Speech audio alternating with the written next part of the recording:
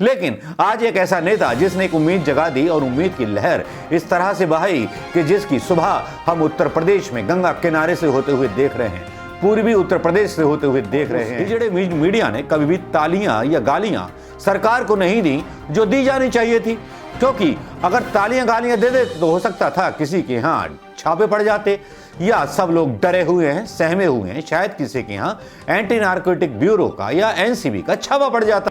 तो वो ये है कि उत्तर प्रदेश में अगर विधवाओं की तुलना की जाए तो बहुत ज्यादा है, क्योंकि शराब पी करके मरने वाले लोगों के आंकड़े अभी तक उत्तर प्रदेश ने जारी नहीं किए।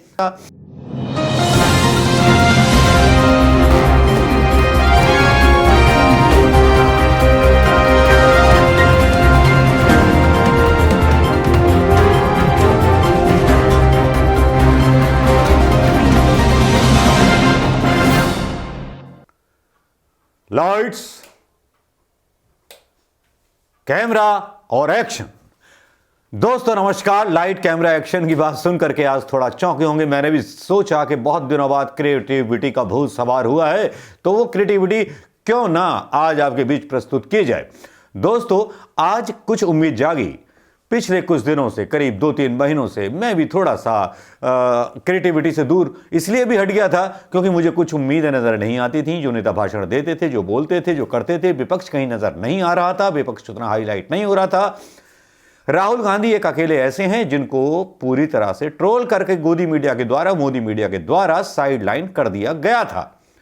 मुद्दे तो बहुत थे, लेकिन मुद्दों पर कभी भी खामोश, और उस हिजड़े मीडिया ने कभी भी तालियां या गालियां सरकार को नहीं दी जो दी जानी चाहिए थी, क्योंकि अगर तालियां गालियां दे देते तो हो सकता था किसी के यहाँ छापे पड़ जाते, या सब लोग डरे हुए हैं, सहमे हुए हैं, शायद किसी के यहाँ एंटी नारकोटिक ब्यूरो का या एनसीबी का छापा पड़ जाता। लेकिन आज एक ऐसा नेता जिसने एक उम्मीद जगा दी और उम्मीद की लहर इस तरह से बहाई कि जिसकी सुबह हम उत्तर प्रदेश में गंगा किनारे से होते हुए देख रहे हैं, पूर्वी उत्तर प्रदेश से होते हुए देख रहे हैं। यूं तो प्रियंका गांधी ने 5-7 बार रैलियां कर ली हैं, अपनी स्पीच के माध्यम से लोगों पे आंशिक प्रभाव अभी तक छोड़ा था, और लखीमपुर खीरी हो या उन्नाव हो या जहां भी था वो अकेले नजर आई। लेकिन आज प्रियंका गांधी के भाषण को अगर पूरा देखा जाए, जिसको मैंने अपने चैनल पर अपलोड किया, आधे घंटे का भाषण है वो, उसमें कुछ कट भी किया गया है, कुछ मुख्य अंश भी कट किए गए, लेकिन वो डाला।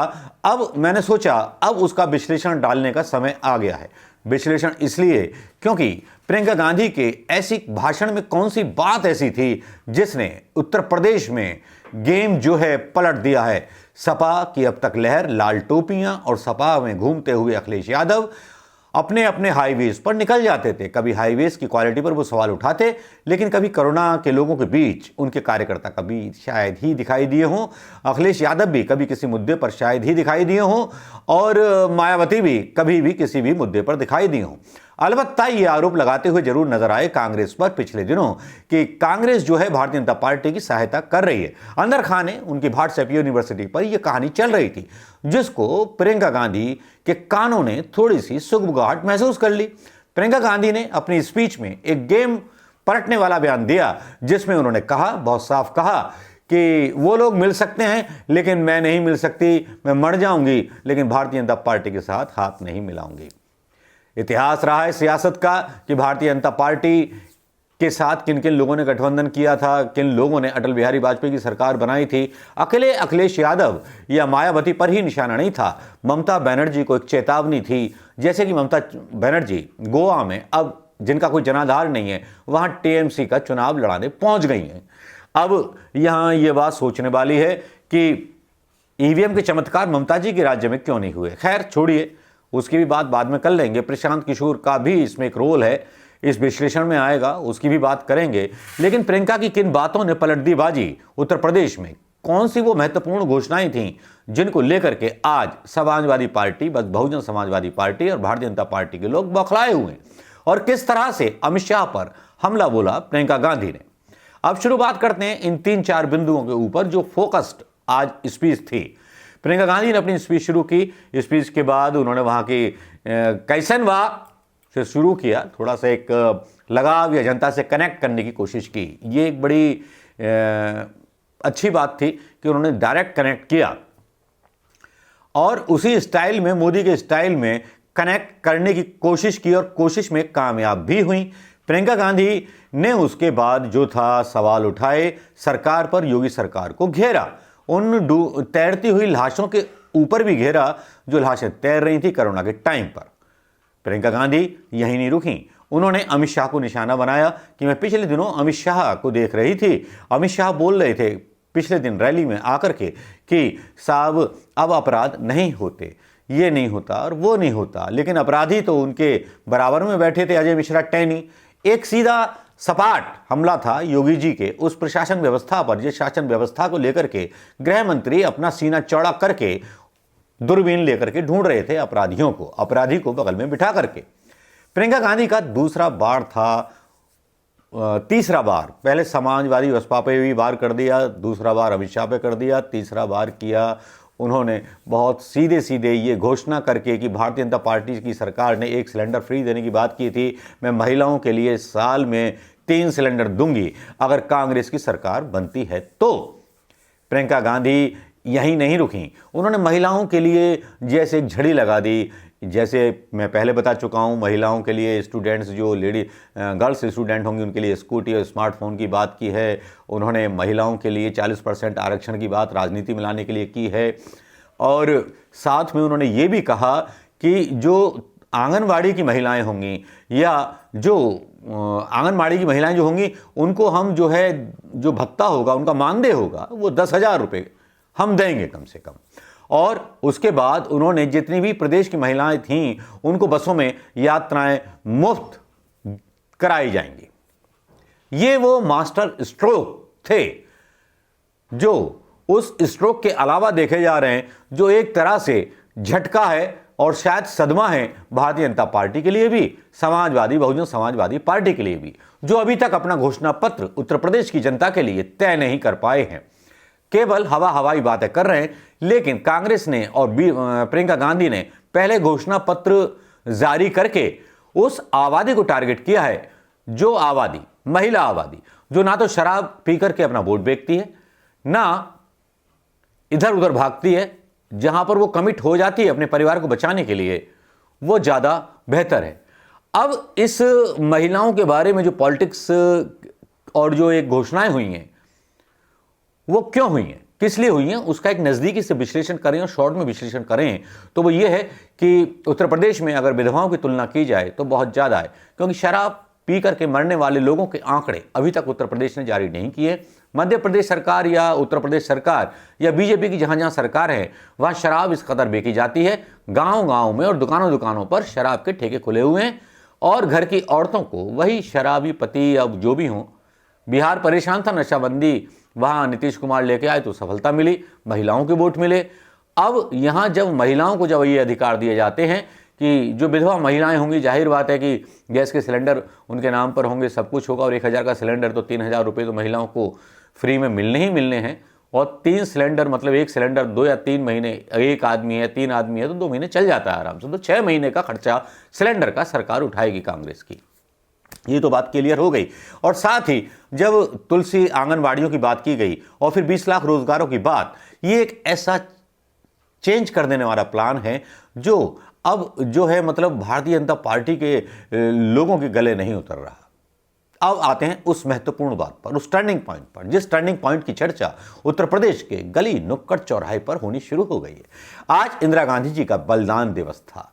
इंदिरा गांधी के बलिदान दिवस पर आज सुबह मैंने एक ट्वीट किया था कि इंदिरा गांधी के खून का एक कतरा आज गोरखपुर में हुंकार भरेगा। उस ट्वीट को काफ़ी लोगों ने लाइक किया।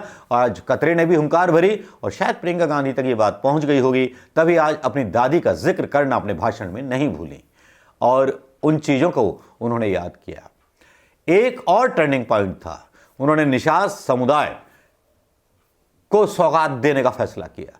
निषाद समुदाय वही समुदाय, मल्लाह समुदाय वही निषाद जिसकी नाव पर चढ़कर के राम ने सरयू पार कर वनवास गए थे, जिन निषादों की नावें जला दी गईं, जिन निषादों के साथ क्रूरता उत्तर प्रदेश की योगी पुलिस ने की, तो वाकई में निषादों के लिए घोषणाएं करना जरूरी था।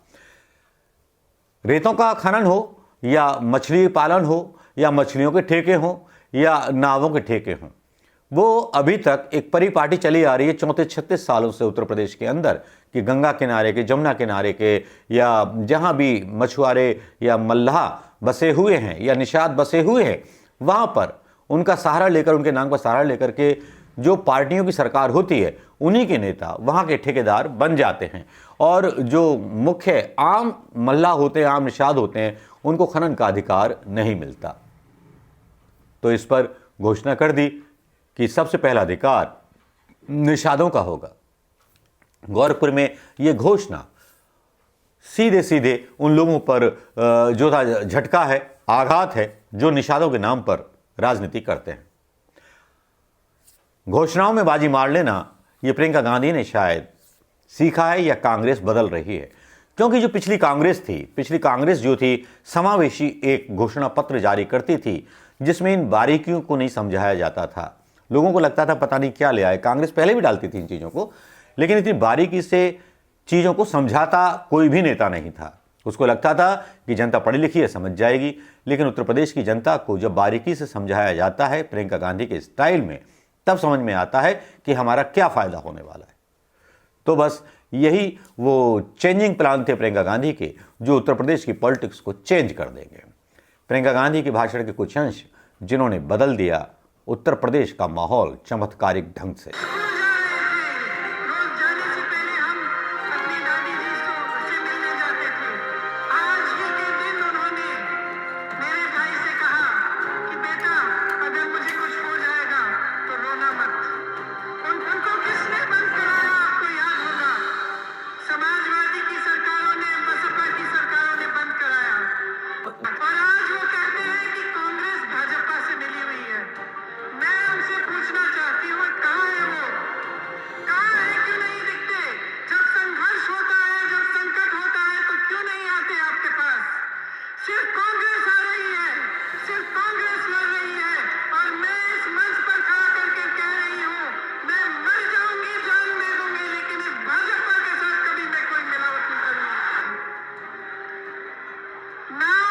निषादों की मां होती है। दुबई की एक निषादों का गांव है।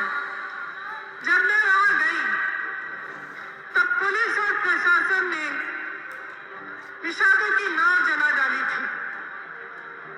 जी कहते थे, मन में रहिना, भेद न कहिना, बोलिवा अमृत वाणी, अगिला अग्नि होएवा हे अवधू, तो आपन होएवा पानी। अमित शाह जी का मैं एक भाषण देख रही थी, गृह मंत्री हैं, वो कह रहे थे कि अब उत्तर प्रदेश में अपराधियों को ढूंढना पड़ता है तो दूरबीन की जरूरत पड़ती है, लेकिन उनके साथ में कौन खड़ा था? उनके साथ में कौन खड़ा था? उनके साथ अजय मिश्रा तेली खड़े थे जब वो ये कह रहे थे। मैं कहना चाहती हूँ, दूरबीन छोड़िए, चश्मे लगाइए। आपको भाजपा सरकार ने कहा था कि आपको 1 सिलेंडर मुफ्त मिलेगा। उसके बाद उन्होंने सिलेंडर के दाम ऐसे उठा दिए कि आपको वही 1 सिलेंडर अगर मिला तो मिला, उसके बाद नहीं मिल पाया। हमारी सरकार आपको साल में 3 सिलेंडर मुफ्त देगी। आप मेरे दिल के बहुत करीब हो, आपके लिए सब कुछ। आप जब सरकारी बस में यात्रा करेंगी तो आपकी यात्रा मुफ्त होगी। आंगनबाड़ी और आशा बहुएं दिन रात काम करती हैं, उनको कम से कम 10,000 रुपए का मानदेय मिलेगा। ये अंश देख लिए होंगे और इन अंशों को देखने के बाद अब आप शेयर करना मत भूलिएगा। वीडियो पसंद आए और आकलन पसंद आए तो इस पर अपने कमेंट करना मत भूलिएगा। बस वीडियो को यहीं समाप्त करते हैं। नमस्कार, जय हिंद दोस्तों।